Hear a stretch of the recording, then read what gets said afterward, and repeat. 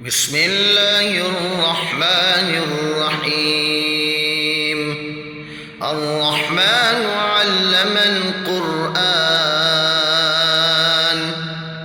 خلق الإنسان علمه البيان.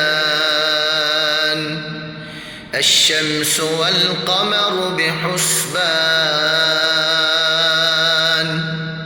والنجم والشجر يسجدان. والسماء رفعها ووضع الميزان، ألا تطغوا في الميزان،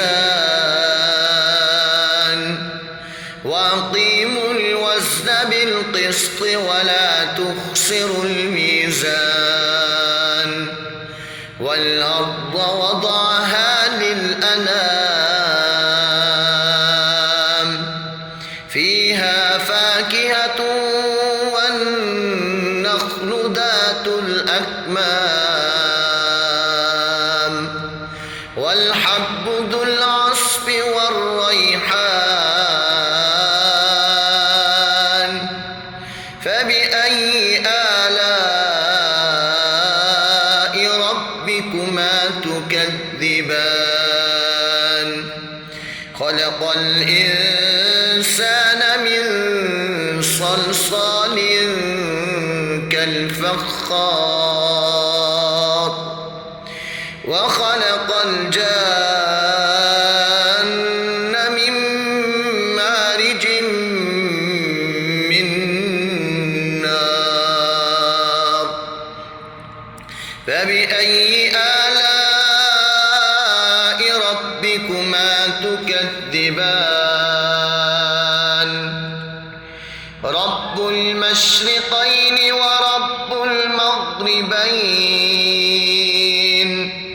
فبأي آلاء ربكما تكذبان؟ مرج البحرين يلتقيان،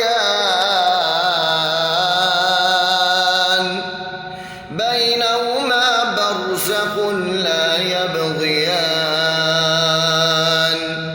فبأي آلاء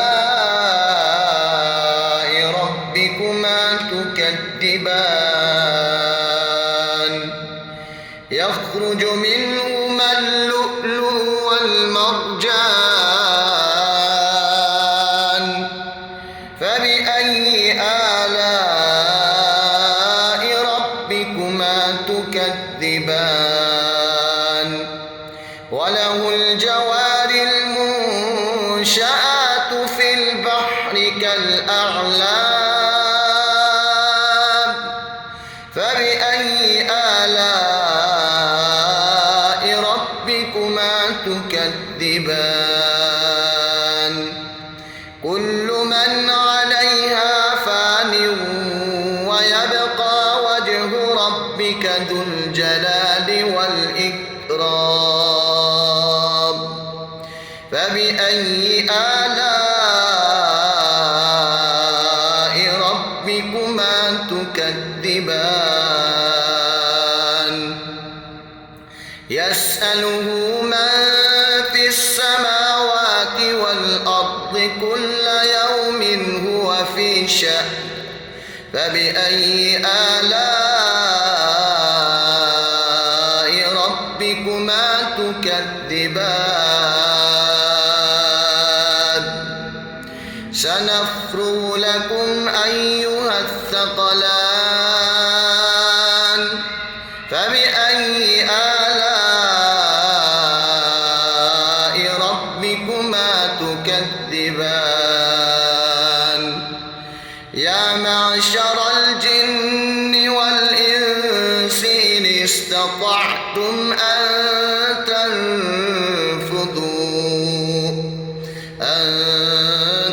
تنفذوا من أقطار السماوات والأرض فانفذوا. يا معشر الجن والإنس إن استطعتم أن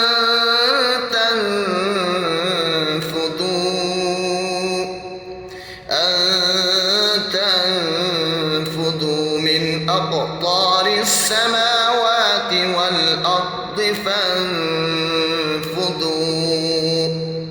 لا تنفذون إلا بسلطان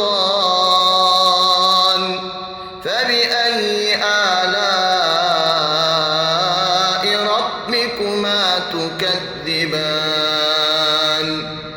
يرسل عليكما شواظ من نار ونحاس فلا تنتصران فبأي آلاء ربكما تكذبان فإذا انشقت السماء فكانت وردة كالدهان فبأي آلاء ربكما تكذبان فيومئذ لا يسأل عن ذنبه إنس ولا جان فبأي آلاء ربكما تكذبان يعرف المجرمون بسيماهم فيؤخذ بالنواصي والأقدام فبأي آلاء ربكما تكذبان هذه جهنم التي يكذب بها المجرمون يطوفون بينها وبين حميم آن فبأي آلاء